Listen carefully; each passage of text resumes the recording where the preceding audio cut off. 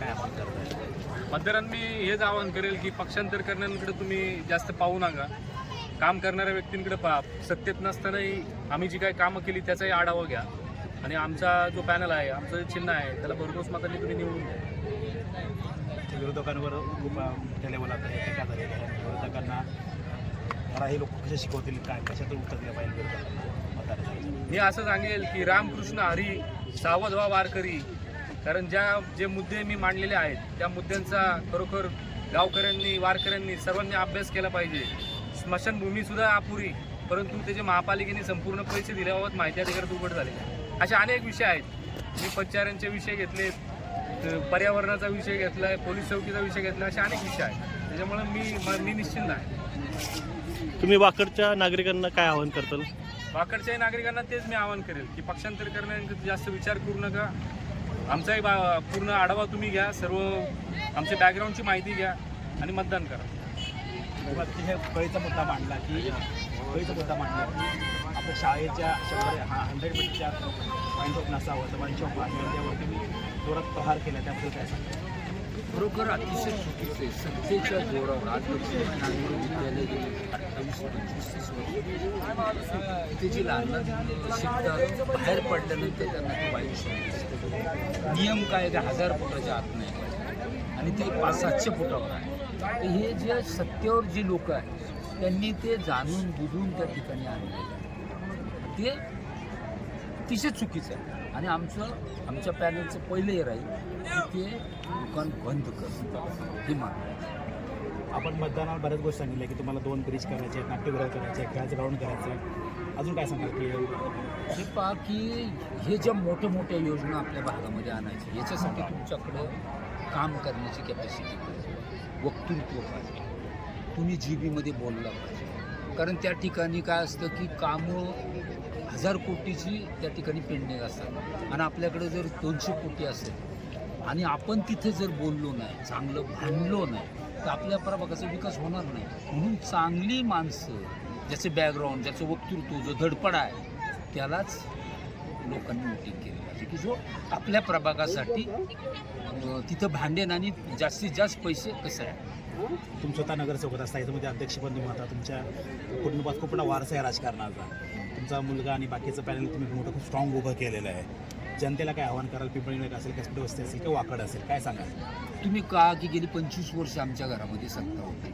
बरोबर. ह्या सत्तेच्या जोरावर आम्ही किती कामं केली. रोड असतील, गटर असेल, ब्रिज असेल, भरपूर कामं केली. आज आता गेले 5-7 वर्षामध्ये काय कामं झाली? काही झाली नाही. जी काय थोडीफार किरकोळ ती झाली. म्हणून ह्या जर पॅनलला तुम्ही निवड केला तर आमच्याकडे लिस्टचे काम आहे. काम करणाऱ्या माणसाचं आमच्याकडे व्हिजन आहे. म्हणून त्यामुळे जर आम्हाला निवडून दिलं तर ही जी काम आम्ही डिक्लेअर केली ती निश्चित आम्ही. तुम्ही 2 वर्ष माजी नगरसेवक होता मागे, दोन वेळा, आणि तुमच्या मिसेस पण एकदा नगरसेवक होता.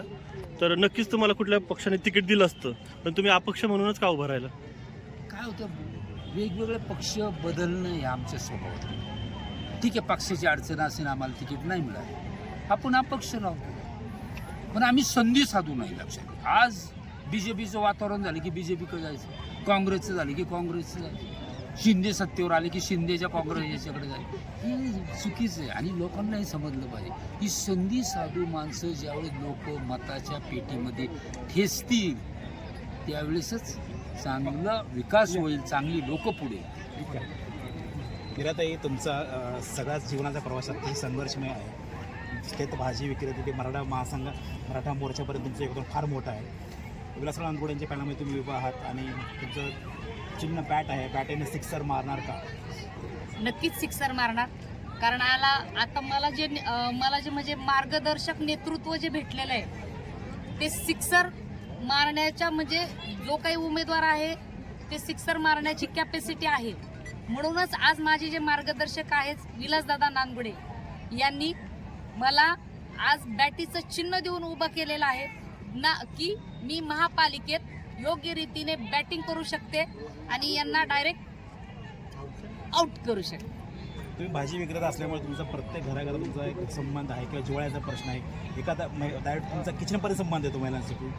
सगळ्या महिलांना काय आव्हान कराल, एक भावनिक आव्हान काय कराल? नक्कीच आज खरोखरच आज मला कुठलाही राजकीय वारसा नाहीये. राजकीय वारसा नसताना देखील आज माझ्यामध्ये नेतृत्व आणि कर्तृत्व आहे.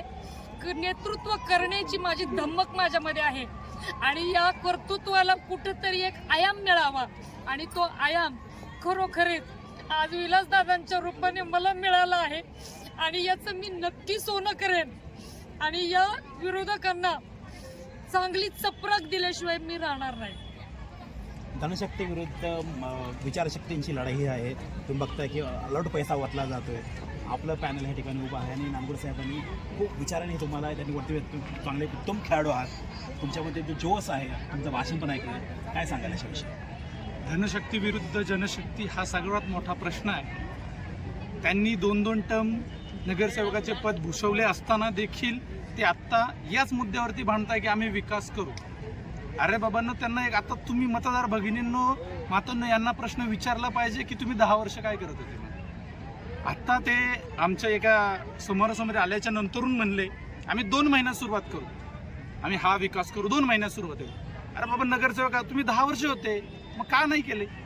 आता तुम्ही पैसे वाटणार, तुमच्या गोष्टी काय हे करणार, तर तुम्हाला लगेचच मतदान मिळेल, हे त्यांची एक जी मानसिकता आहे ती अशीच झालेली आहे. पण आता कुठेतरी बदल घडणार आहे. आमच्यासारखे तरुण नेतृत्व ह्या गोष्टीमध्ये आलेले आहेत आणि त्यांना बिनजोड आम्ही तेवढीच कट्टर ताकदीने उतरलेलो आहोत आणि आम्हाला त्या गोष्टीबद्दल अभिमान देखील आहे. आमच्याकडे पक्ष नसताना देखील आम्ही अपक्ष म्हणून आहे, पण त्यांना तेवढीच फाईट देतो.